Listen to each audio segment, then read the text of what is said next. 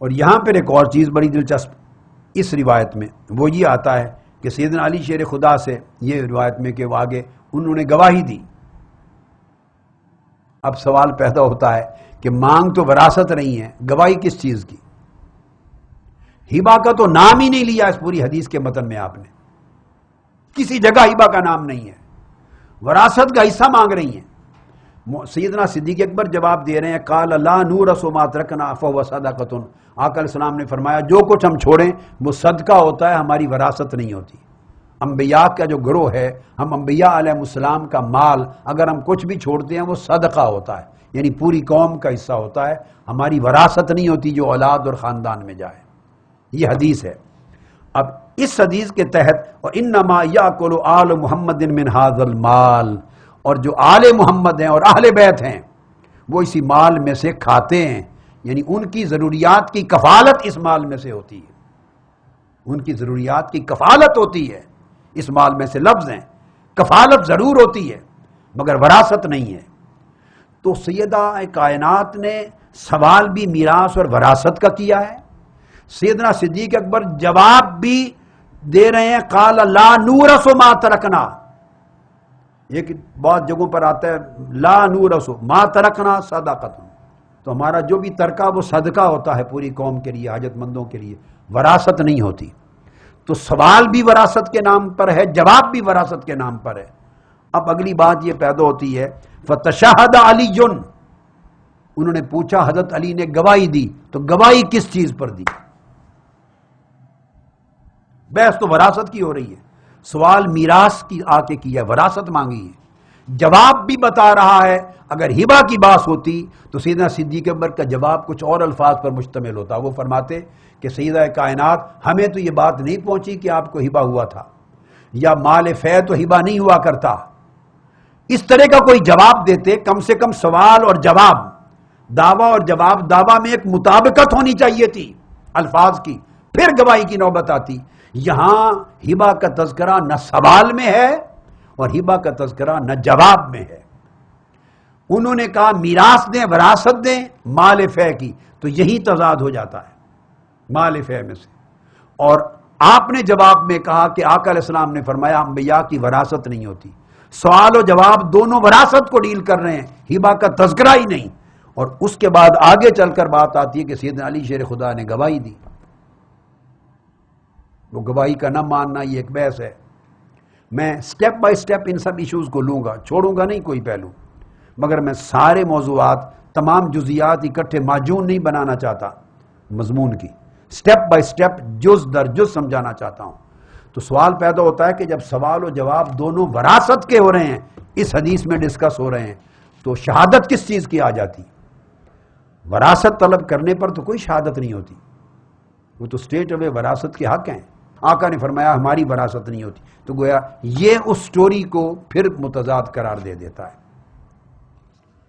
اسی طرح آپ حدیث نمبر 3810 کو لے لیں، اس کے اندر بھی لفظ یہ ہیں کہ ان فاطمہ علیہ السلام والعباس، یہاں دونوں نام ہیں فاطمہ اور عباس دونوں، آتا یا ابا بکر یلتمسان میراثہما، میراث مانگنے کے لیے آئے.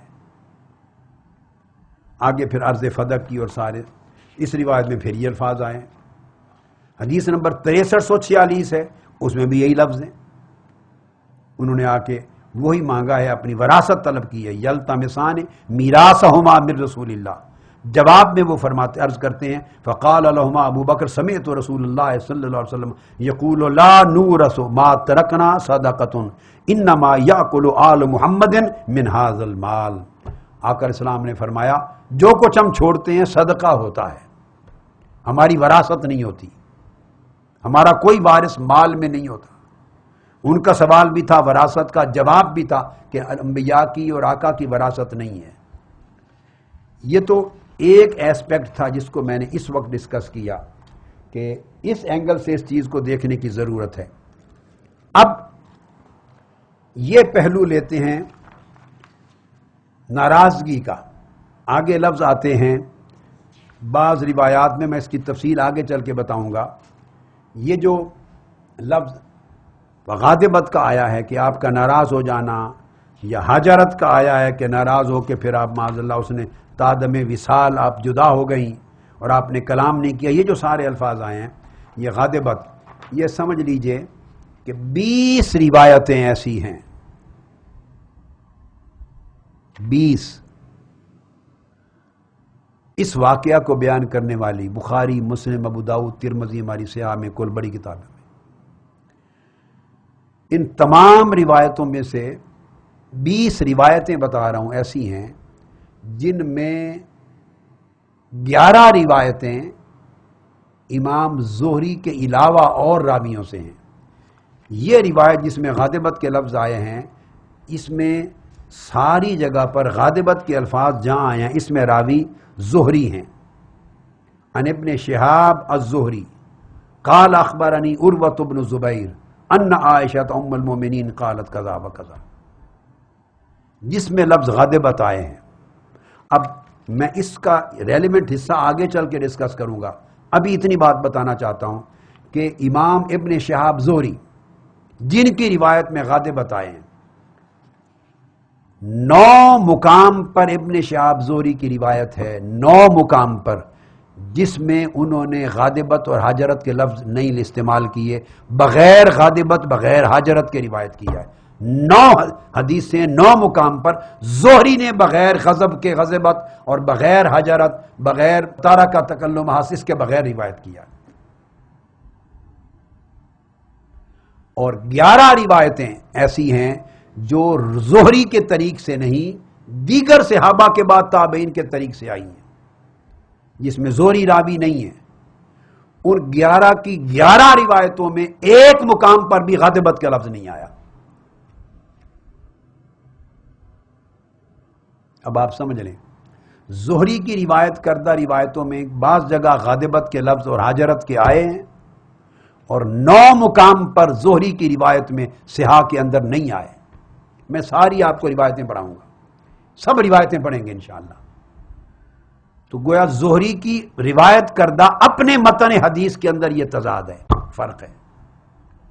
اور پھر اگر زہری کے علاوہ باقی روایت کو دیکھ لیں، 11 اور روایتیں ہیں جن میں زہری راوی نہیں ہے، دیگر طرق سے یہی حدیث یہی واقعہ آیا ہے، ان میں سے کسی ایک میں بھی غاضبت اور حاجرت جیسے الفاظ نہیں ہیں. ایسا کیوں ہوا اس پر میں تذکرہ آگے چل کے کرتا ہوں، پوری بحث اس کے اوپر کروں گا. صرف ذہن نشین یہ کر لیں کہ ان تمام حدیث کا جائزہ لے کے پتہ چلا کہ یہی مضمون صحاح ستہ کے اندر ہی، خود بخاری کے اندر، خود صحیح بخاری میں ہی 20 مقامات پر جملہ صحاح کی روایات بشمول بخاری اور مسلم بغیر غاضبت اور بغیر حاجرت کے، 20 روایات 20 طرق سے. اس کو آپ کس جگہ میں لے جائیں گے؟ پھر آپ کا سوال پیدا ہوگا کہ جن میں آیا ہے اس کا جواب کیا ہے. ہاں وہ میں انشاءاللہ آگے چل کے عرض کرتا ہوں، اس پر گفتگو کرتا ہوں. حدیث نمبر جو میں نے آپ کو عرض کیا یہ 3508 نوٹ کر لیں صحیح بخاری کی. حدیث نمبر 3508 اسی زہری کی روایت صحیح بخاری میں، اس میں کوئی لفظ غاضبت اور حاجرت کے نہیں ہے. جو اعتراض کیا جاتا ہے کہ اس بات کے بعد آپ ناراض ہو گئیں اور خفا ہو کے چلی گئیں اور پھر تعلق توڑ دیا، یہ سرے سے اس پورے مضمون میں اور بیان میں لفظ ہی نہیں آئے. حدیث نمبر 3508 صحیح بخاری. پھر حدیث نمبر 3810 دوبارہ صحیح بخاری بتا رہا ہوں، پوری حدیث بیان ہوئی ہے، غاضبت حاجرت کا کوئی لفظ اس پورے متن میں نہیں، اور راوی اس کے بھی وہی زہری ہیں. اب آپ دیکھتے آئیے. اور اسی طرح صحیح مسلم میں بھی، اس طرح ابو داؤد میں بھی، اس طرح ترمذی میں بھی. یہ کہ جن روایتوں میں یہ لفظ آیا ہے جہاں سے یہ بحث چھڑی ہے وہ کیوں آیا ہے اس پر ہم بعد میں آتے ہیں ترتیب کے ساتھ. اب میں بتانا چاہتا ہوں اب کچھ اور احادیث اسی مضمون کی ذرا توجہ طلب ہے. واقعہ دراصل یہ ہوا کہ چونکہ اس بنیادی نقطے پر ایک اختلاف علمی تھا، چونکہ آقا علیہ الصلوۃ والسلام 4 حصے اموال فے کے چونکہ ان کے تصرف میں رہتے اور جہاں جہاں ضروریات ہوتی ہیں اہل و عیال پہ خرچ کرنے کے بعد ریاستی ضروریات کو پورا فرماتے، اور 5واں حصہ مقررہ 5 حقداروں میں تقسیم فرماتے جن کا ذکر قرآن میں آ چکا۔ اس چیز کے پیش نظر چونکہ اس کا حصہ ان کو مسلسل ملتا، اور آپ دیکھتی کہ یہ آقا علیہ الصلوۃ والسلام کے قبضہ و تصرف میں ہے، مال غنیمت آتا تو وہ چونکہ بانٹ دیتے تھے، تقسیم ہو جاتا تھا، اس میں 4 حصے آقا علیہ السلام کے تصرف میں رہتے، اس خمس سے اموال خیبر میں سے بھی، صدقات مدینہ صدقات بنو نذیر میں سے بھی، اور اموال فدق میں سے بھی۔ اس سے ایک خیال فطری طور پہ پیدا ہو جانا کہ جو آقا علیہ السلام کے تصرف میں رہا اور آپ نے انہیں منتقل نہیں کیا کسی اور کی ملکیت میں، کہ شاید آقا علیہ الصلوۃ والسلام کی ذاتی ملکیت ہو، اور ایسا خیال آ جانا کوئی امر بعید نہیں ہے۔ ایسے سینکڑوں واقعات کتب حدیث میں ملتے ہیں کہ ایک مسئلہ ایک نوعیت آئی، اس کے اوپر ایک کا فہم اور خیال جدا ہے، دوسرے کا جدا ہے، اور میں اگر ان کو واقعات کو کوٹ کرنے لگ جاؤں تو کوئی لمٹ ہی نہیں ہے، 4 دن ہی بیان کرتا رہوں واقعات ختم نہ ہوں۔ یہ علمی مسئلے پہ اختلاف ہوتے تھے۔ خود معراج کے اوپر بیان معراج پر حضرت عائشہ صدیقہ نے اللہ رب العزت کو وہ دیکھنے والا مسئلہ کہ آقا علیہ السلام نے دیکھا، انہوں نے اپنے فہم سے کہا کہ نہیں ہے، سختی سے رد کیا۔ عبداللہ ابن عباس اور کئی دیگر صحابہ کرام نے کہا کہ آقا علیہ السلام نے فرمایا رأیت ربی مرتین، میں نے 2 بار دیکھا، اپنے ایک دل کی آنکھ سے بھی اور سر کی آنکھوں سے بھی دیکھا۔ حضرت عائشہ صدیقہ رضی اللہ تعالیٰ عنہ نے قرآن کی ایک آیت پڑھ کے کہا کہ نہیں دیکھا۔ اب کیا ہوا، انہوں نے عائشہ صدیقہ رضی اللہ تعالیٰ عنہ نے آقا علیہ السلام سے نہیں سنا تھا یہ جملہ کہ میں نے رب کو نہیں دیکھا معراج کی رات۔ اگر ان کی زبان مبارک سے سنتی تو وہ کوٹ کر دیتی حضرت عائشہ صدیقہ کہ آقا علیہ السلام نے فرمایا تھا ما رأیت ربی، نہیں، انہوں نے قرآن کی آیت سے استدلال کیا، مطلب ہے یہ ان کا اجتہاد تھا، یہ ان کا اجتہاد تھا، لا تدرک الابصار سے، وہو یدرک الابصار، کوئی آنکھ اللہ کا احاطہ نہیں کر سکتی۔ اس سے ثابت ہوتا ہے کہ آقا علیہ السلام نے نہیں دیکھا، تو انہوں نے اپنا تفسیری اجتہاد کیا تھا۔ دیگر صحابہ کرام بشمول حضرت عبداللہ ابن عباس، انہوں نے اجتہاد نہیں کیا، انہوں نے وہ جملہ تاجدار کائنات سے خود سنا تھا کہ میں نے رب کو دیکھا۔ اب یہ صحیح مسلم میں اٹھا کے دیکھیے، ترمذی میں ہے، سیاستہ کی کتابیں اس سے بھری بڑی ہیں، ابواب قائم ہیں۔